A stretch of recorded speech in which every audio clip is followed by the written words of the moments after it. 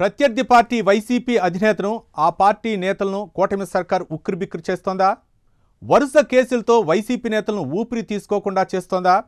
అధికారంలో ఉన్నప్పుడు చేసిన అక్రమాలను వెలుగుతీస్తూ ఆ పార్టీలోని ముఖ్య నేతలను ఇరకాటంలో పెడుతోందా? ఇప్పటికే లిక్కర్ స్కామ్ సిట్ విచారణ జోరుగా సాగుతోంది.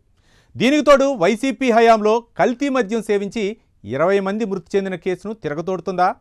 ఈ రెండు కేసులపై ఇప్పుడు రాజకీయ వేడి రగులుతోందా అంటే అవుననే సమాధానం వస్తోంది.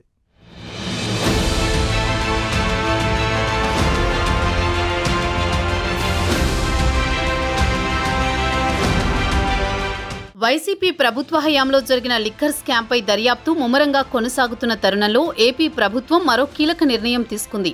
జగన్ ముఖ్యమంత్రిగా ఉన్న సమయంలో జరిగిన జంగారెడ్డిగూడెం కల్తీ మద్యం మరణాలపై లోతైన విచారణ జరిపేలా ప్రభుత్వం నిర్ణయం తీసుకుంది. కల్తీ మద్యం మరణాలపై స్పెషల్ టాస్క్ ఫోర్స్ను నియమిస్తూ కూటమి సర్కార్ జీవో జారీ చేసింది. ఏలూరు ఎస్పీ కేపీఎస్ కిషోర్ నేతృత్వంలో స్పెషల్ టాస్క్ ఫోర్స్ నియమించింది. సభ్యులుగా enforcement assistant commissioner కేవీఎన్ Prabhu Kumar, Rangaraya వైద్య కళాశాల ఫోరెన్సిక్ మెడిసిన్ ప్రొఫెసర్ ఉమామహేశ్వరరావులను ప్రభుత్వం నియమించింది.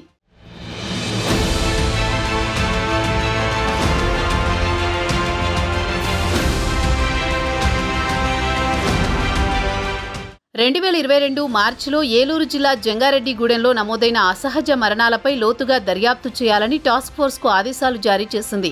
అసహజ మరణాలపై జంగారెడ్డిగూడెం పోలీస్ స్టేషన్లో నమోదైన కేసుల పరిస్థితిని అధ్యయనం చేయాలని స్పష్టం చేసింది. విచారణ జరిపి మరణాలకు బాధ్యులెవరో గుర్తించాలని ప్రభుత్వం ఆదేశించింది. వైసీపీ ధనదాహానికి అమాయక గిరిజనులు బలి అయ్యారని ప్రతిపక్షంలో ఉన్నప్పుడు టీడీపీ పెద్ద ఎత్తున విమర్శలు చేసింది.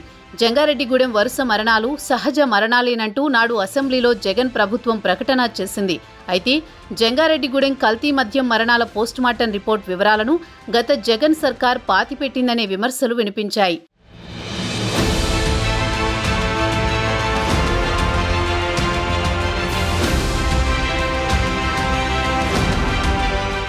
ఓవైపు మద్యం స్కామ్, మరోవైపు కల్తీ మద్యం మరణాలపై విచారణతో ఏపీ పాలిటిక్స్ హీట్ ఎక్కనున్నాయి. ప్రజల ప్రాణాలను పణంగా పెట్టి నాసిరకం మద్యం ఉత్పత్తి చేసి కోట్ల రూపాయలు కొల్లగొట్టడంతో ఇప్పటికే పలువురు అరెస్ట్ అయ్యారు. ఇప్పుడు జంగారెడ్డిగూడెంలో కల్తీ మద్యం మరణాలు సంభవించి 3 ఏళ్లైనా అటాప్సీ రిపోర్ట్ బయటకు రాకపోవడంతో స్పెషల్ టాస్క్ ఫోర్స్ ద్వారా పోస్టుమార్టం నివేదికలు వెలుగులోకి వచ్చే అవకాశం ఉంది.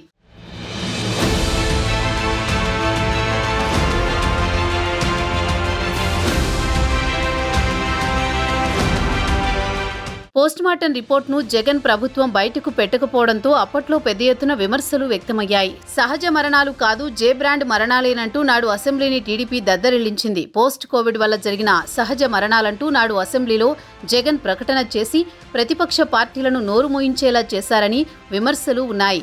ఇప్పుడు స్పెషల్ టాస్క్ ఫోర్స్ విచారణతో నమోదయ్యే కేసులు వైసీపీ నేతలకు చుట్టుకోనున్నాయి.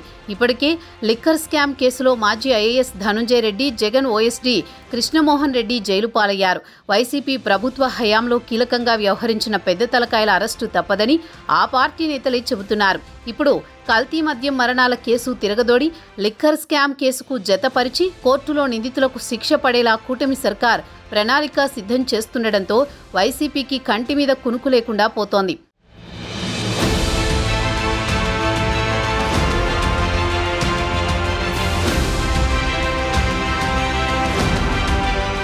లిక్కర్ కేసుతో ఇప్పటికే ఉక్కిరిబిక్కిరి అవుతున్న వైసీపీకి ఈడీ కూడా ఫోకస్ పెట్టడం, కల్తీ మరణాలపై టాస్క్ ఫోర్స్ ఏర్పాటుతో వైసీపీ నేతలు దిక్కుతోచని పరిస్థితిలోకి వెళుతున్నారు.